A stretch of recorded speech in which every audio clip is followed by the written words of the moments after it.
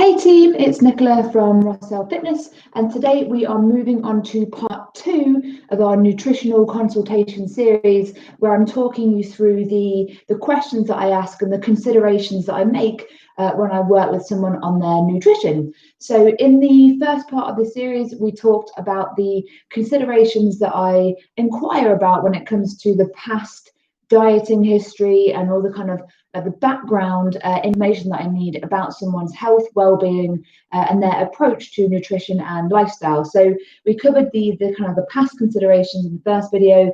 Today we're going to talk about the present considerations, the things that are relevant right now, and then in part 3 we're going to talk about how to kind of plan into the future and decide what you want to do, which path you want to take, and where to take your nutrition for the next steps. So in terms of the current situation, the situation that you are in right now, the habits that you have right now, I'd probably start things off by just asking you to outline what a typical week looks like, or even a typical day, depending on if your days are all the same or if your week is different day to day. I'd probably start to create a little map with you and work out kind of, where breakfast comes in, where lunch comes in, if you have any snacks, and what you do for dinner. And what I'd also kind of ask around those areas would be, are you having those meals at work, at home? Are you eating on your own or with other people? Because these things all impact kind of how much we eat and what we choose to eat. So we'd map out a day or a week, breakfast, lunch, dinner, any snacks that you have, and just kind of get a kind of a sense of what you are doing day to day right now. It wouldn't have to be in insane amounts of detail, just to give a skeleton structure of what you're doing. So and what I'd also aim to get from that as well is a rough estimation of your the calories that you're taking in, if you've got any knowledge in that area. So if you've never tracked that before in your life, then I probably wouldn't go down that road. But if I knew that you'd been using MyFitnessPal, and if I knew that you'd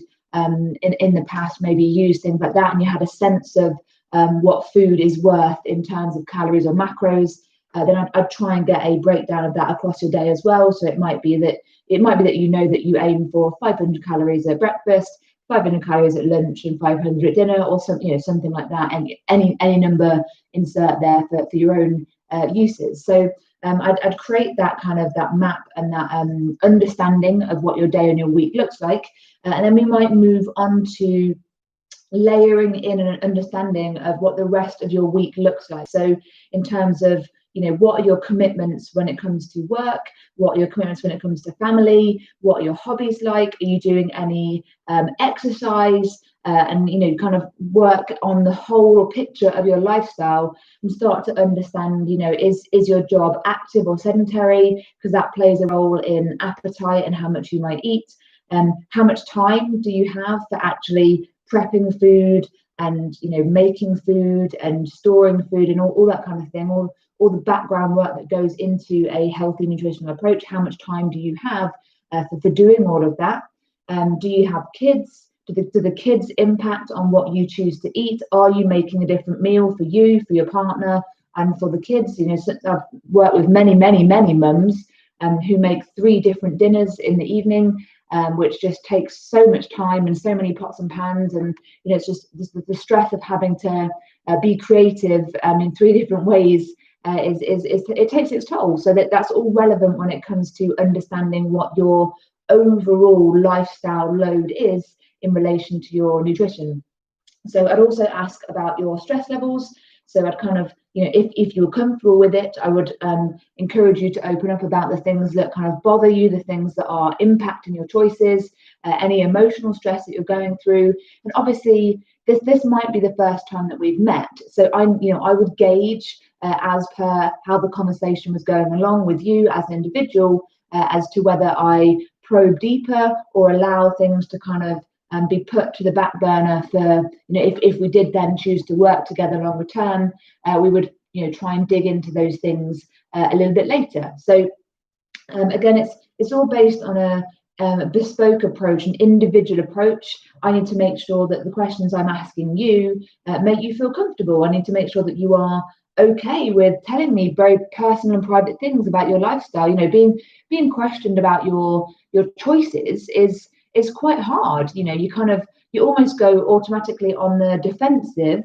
If I say to you, okay, so why have you chosen to have this food at this time on this day? You may perceive that as a judgment of your choices. So I need to be very careful that I'm putting you in a situation where you feel comfortable opening up, and that you understand that the questions are being asked so that I can create a wider or deeper understanding of you and your lifestyle and your choices, but without any judgment there. But it's the perception of that is different from person to person. So again, when it comes to consulting or answering questions about nutrition, lifestyle, or fitness or health, I just make sure that I'm very careful with how I phrase things and how I ask the question, and the inflection that I put on the question as well. Because if you as a client or a patient clam up and don't want to talk, then that pretty abruptly brings the end to the interview, and probably brings the end to our work together. So for it to work well as a partnership, which is what it really needs to be, if you're going to hire a coach, if you're going to have a trainer or a nutrition coach in your lifestyle, you need to be comfortable with sharing bits and bobs about your lifestyle, and telling the truth, and being as open as you feel comfortable. And honestly, when it comes to that kind of stuff, the more that you are willing to share, it does make my job easier, in that I can understand better which direction to take you in. So if I understand the stresses that you have in your life, the time constraints, the energy issues that you might have, you might kind of be feeling really low and lethargic, the motivation that you have as well. If I can have all those layers of understanding of your lifestyle, it gives me a much better chance of being able to guide you in the right direction, and rather than kind of just guess and hope that the approach that we pick will work. Sometimes it will, but other times, the more information, the better, really. So when you're choosing your coach, or when you're considering who you want to work with, make sure they do put you through an interview, and make sure that they do make you feel comfortable. Because if it doesn't have to be me. I'm giving you this information here, and with the hope that whenever you approach this relationship with whomever it is in your future, that you make your choice based on these fairly important factors when it comes to relationship building and feeling supported and taken care of. So we would talk also about the how your current activity levels and goals kind of layer into your lifestyle, and how you're kind of making that work. Or if you're not making it work, then how you might want to make it work in the future, and how you want things to change. And then I'd probably ask a little bit about your family and friends in a bit more detail. So one of the biggest barriers that I've seen with all the women and men that I've worked with, is that when the family, partners and friends and work colleagues aren't really on board with the changes that you are trying to make. So when you go into work, for example, if your work colleagues just don't really get it, they're not really into health, they're not really into fitness or well-being, and whether it's conscious or subconscious, they try that way, they sabotage your efforts. So you might it might have been that up to this stage at work, you're in the habit, as is everyone in the office, in your office, in this hypothetical example, everyone has got used to the idea that everyone has 2 biscuits or a muffin or something, 11Zs. So you bridge the gap between breakfast and lunch with a little 11Zs treat. Everyone gets really milky coffee, a couple of biscuits or a muffin or a cake or something, and everyone enjoys that together. So that became a social thing that you do with your work colleagues. And if you then turn around to them and say, actually guys, I'm trying to be really healthy now, I'm going to stop doing this, I'm still going to sit with you, I'm going to have my apple and my green tea, or whatever it is that you decide to have, the way that you approach that situation, it could go a lot of ways, but typically the people that are used to you joining in with them, they may feel jealous that you're making a change, they may feel judged because you've kind of almost inadvertently labeled their behavior as bad behavior and your new behavior as good behavior. So there's a very delicate social balance and a lot of considerations to be thought through there when it comes to making the changes. But so sometimes partners, colleagues, friends are not supportive. If you are changing the social dynamic, so some things like that could be that you give up alcohol when you're normally kind of the life and soul of the party, the one that drinks the most.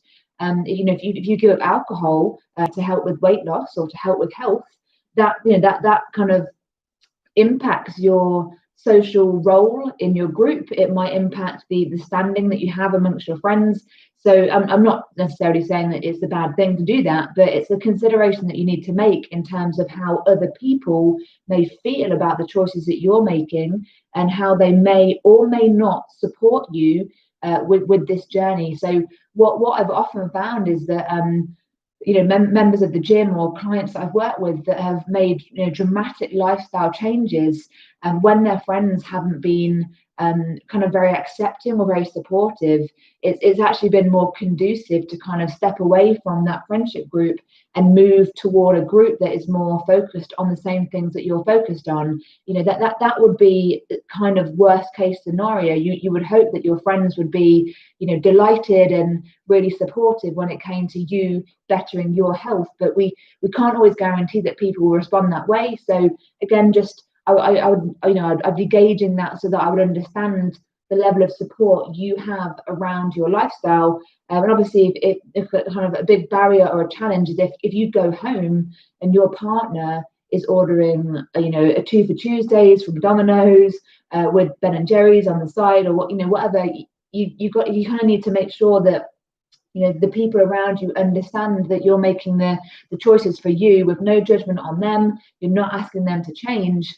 You're just asking them to accept the new version of you, and maybe not put pressure on you to keep making the less healthy choices, and that's really what we'll be gauging. Sorry, I just sneeze.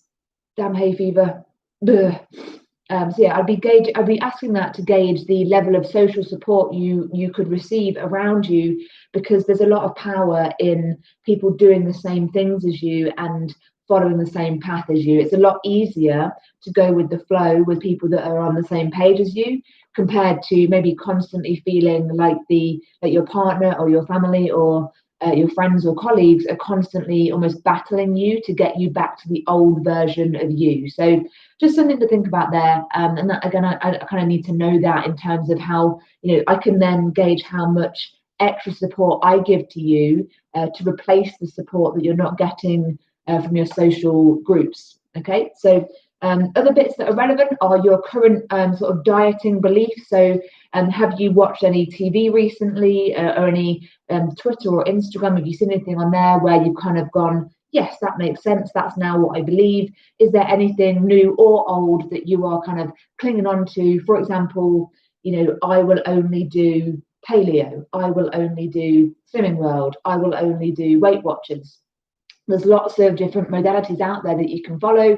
I need to know whether there's any wiggle room for us making changes there, or whether you're kind of sticking with what and there's no wiggle room at all. So again, it's just background and understanding where the boundaries are for what changes I can suggest. And then I would try and kind of give the power almost back to you in asking a question where I ask you to kind of, if you were me, what would you change in your lifestyle? So if the roles were reversed, what would you say to yourself or to me if I were you?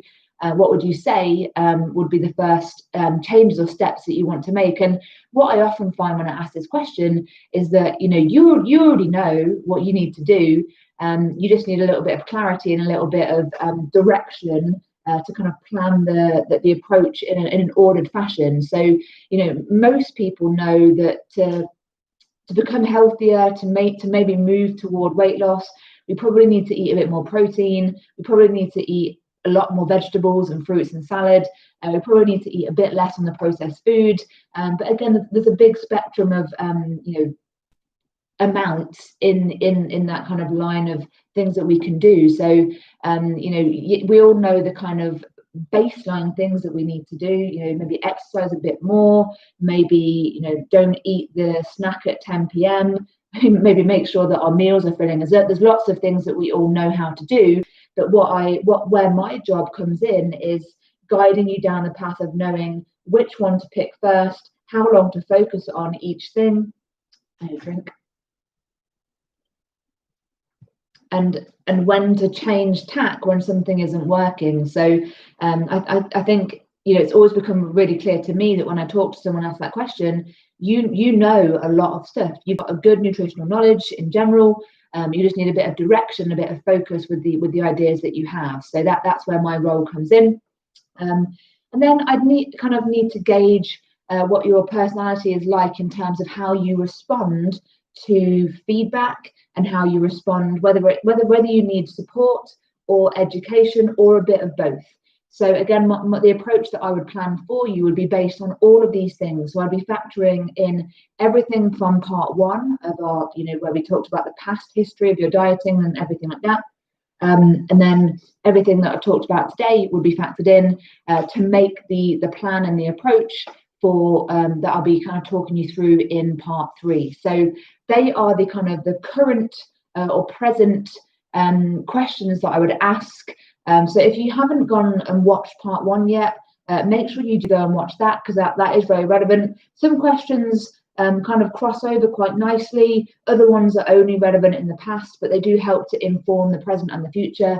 So together, this video series should help you to have a really good understanding of what a coach or a trainer is looking for when they're asking you these questions, and hopefully that will help you to improve the relationship or look for a really good relationship with your coach or trainer when you are considering having some nutritional coaching or making some changes in your lifestyle. So I thank you for your time today. If you've got any questions, post them in the comments on Facebook or YouTube, and I will be back soon with part 3, where we'll talk about the kind of future strategies and how to take the next steps in the nutritional journey of lifestyle and habit change.